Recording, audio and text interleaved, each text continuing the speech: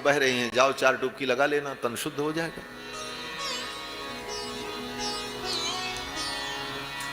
धन शुद्ध नहीं है, बोले धन की शुद्धि दान से, सत्कर्म से होती है। ब्राह्मण विद्वान बैठे हैं, दान करो, धन शुद्ध होगा। धन शुद्ध हो जाएगा, तन शुद्ध हो जाएगा, मन कैसे शुद्ध हो? मन को कहां स्नान कराएं? हम तो स्नान करने जाते हैं, मन नहीं जाता है। प्रयाग में जाकर के देखो, कुंभ के अवसर पर बड़ी भीड़ आती है स्नान करने की। स्नान तो व्यक्ति करता है त्रिवेणी में, लेकिन उसका मन, बोले उसका मन सामान में लगा रहता है कि चोर उठा न ले जाए, इतनी भीड़ रहती। मन तो वहां गया ही नहीं, मन तो वहां बैठा। मंदिर में गए दर्शन करने के लिए, मन बाहर लगा है, गाड़ी खड़ी है, कहीं कोई गायब न कर दे। जूता बाहर रखा हुआ है 5000 का, कोई उठा न ले जाए, मन वहीं रह जाता है।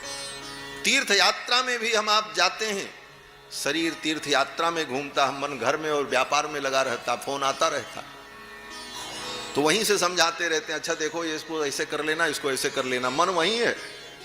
तन से हम तीर्थ की गलियां घूमते रहते, इसीलिए मन की शुद्धि नहीं होती। मन कैसे शुद्ध हो, इस पर विचार किया। भाई मन को शुद्ध करने की जरूरत क्या है?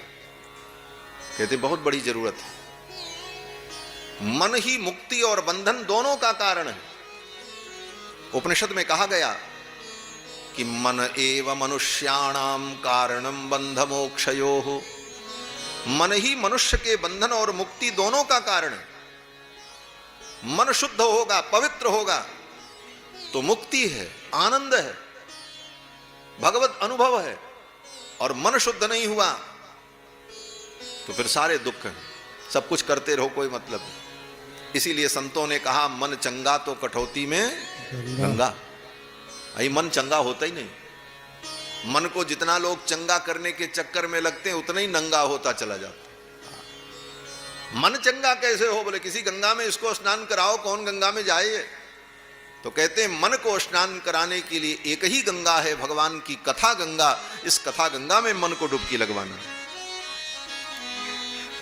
और ये मन पवित्र तब होगा कथा गंगा में, जब मन इसमें डुबकी लगाएगा।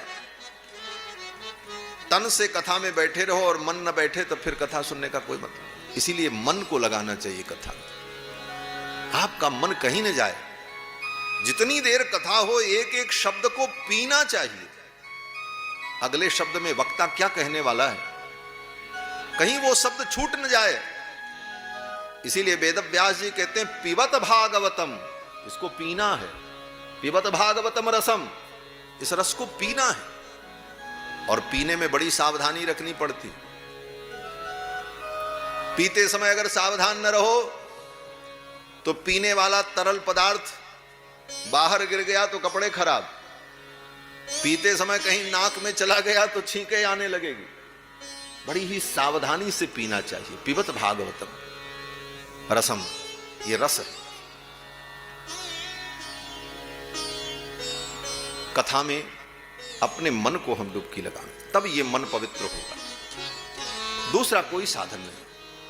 सूत जी कहते हैं, एतस्माद् अपरम, माने कथा के अतिरिक्त मन शुद्धे न विद्यते। मन की शुद्धि के लिए दूसरा कोई साधन नहीं। और हे मुनियों, ये कथा भी ऐसे नहीं मिलती। जन्मांतरे भवेत पुण्यम तदा भागवतम लभेत। जन्मांतर में जिसने पुण्य किया है उसको भगवान की कथा मिलेगी। अगर पुण्य नहीं है तो भगवान की कथा नहीं मिलेगी। पुण्य नहीं है तो कथा सुनने में मन ही नहीं लगेगा। कथा घर में होगी, व्यक्ति नहीं सुनेगा। कथा पड़ोस में होगी, नहीं सुन पाएगा। और पुण्य होगा तो 1000 किलोमीटर दूर से चल करके व्यक्ति आएगा, कथा सुन लेगा। मैं नाम नहीं लूंगा, लेकिन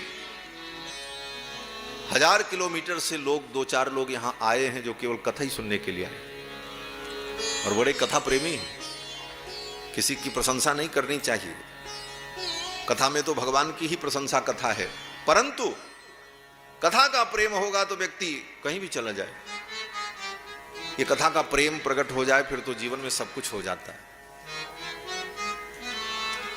सूत जी कहते हैं, हे मुनियों, जन्मांतर में जिसके पुण्य होंगे उसी को यह कथा मिलेगी। और एक उदाहरण दिया, छोटा सा उदाहरण। कैसा पुण्य? बोले पुण्य तो कई प्रकार के होते हैं। कुछ पुण्य ऐसे होते हैं जिन पुण्यों से स्वर्ग मिलता है, लेकिन जिस पुण्य से स्वर्ग मिलता है उस पुण्य से भगवान की कथा नहीं मिलती। उससे भी उत्कृष्ट कोटि का पुण्य होगा तब कथा मिलेगी। क्यों? बोले जिन पुण्यों से स्वर्ग की प्राप्ति होती है, उन पुण्यों के बल पर जिन देवताओं ने स्वर्ग को प्राप्त किया, उन देवताओं को कथा नहीं मिली। कथा के लिए उनको मृत्युलोक में आना पड़ा। उदाहरण दे रहे हैं। सूत जी कहते हैं, जब शुकदेव भगवान राजा परीक्षित को कथा सुनाने जा रहे थे गंगा के तट पर, ज्यों ही उन्होंने मंगलाचरण किया तब तक देवराज इंद्र अपने परिकरों के सहित आ गए और हाथ में अमृत कलश लेकर के आए। सुखदेव जी ने देखा ये देवराज इंद्र आ गए और इनके साथ इतने देवता आए हैं स्वर्ग से। सुखदेव जी तो थोड़ा खिन्न भी हुए कि ये देवता कथा सुनने तो आए नहीं है, कथा बिगाड़ने जरूर आए हैं। क्यों? बोले नेता लोग कथा में आवे तो कथा नहीं सुनते, वो तो इतना लाव लश्कर लेकर के आएंगे कि सारी कथा का ध्यान उन्हीं की तरफ चला जाए। और ये देवराज इंद्र तो राजा हैं स्वर्ग के, अमृत कलश लेकर के आए। तो सुखदेव जी ने सोचा अब ये चले जाएं तभी हम कथा सुनाएंगे। क्यों? बोले वो जब तक बैठे रहेंगे तब तक लोगों का ध्यान कथा में नहीं लगेगा। सुखदेव जी ने पूछा कैसे आगमन हुआ? तो देवराज इंद्र ने कहा, राजा परीक्षित मरने के डर से कथा सुन रहे हैं। आज के 7वें दिन इनको तक्षक नाग काटेगा, इनकी मृत्यु होगी, इसलिए ये कथा सुन रहे हैं। तो हम स्वर्ग से अमृत लेकर के आए हैं, इनको ये अमृत पिला दीजिए, ये स्वर्ग की सुधा इनको पिला दीजिए। और जो भागवत सुधा, भागवताम